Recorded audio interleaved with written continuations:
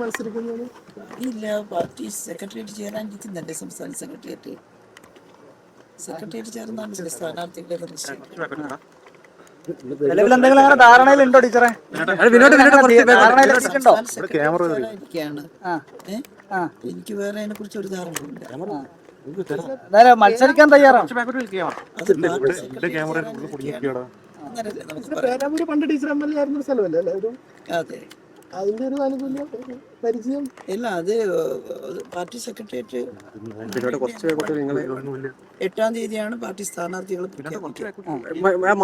നാളെ ഇപ്പൊ സെക്രട്ടേറിയറ്റ് ഉണ്ടോ ടീച്ചർ? പത്രത്തിലെന്തല്ല ജയിക്കാൻ സാധ്യതയുള്ള ഒരു മണ്ഡലത്തിൽ പേരാവൂർ ആര് സ്ഥാനാർത്ഥി എന്നുള്ളതല്ല, ഇടതുപക്ഷം ജയിക്കുന്ന മണ്ഡലമാണ്. സ്ഥാനാർത്ഥി ആരാന്നുള്ളതൊക്കെ കുറെ കാലമായിട്ട് അദ്ദേഹമാണെന്ന്. അപ്പോ ഇടതുപക്ഷത്തിന് ജയിക്കാവുന്ന മണ്ഡലമാണ് പേരാവൂർ.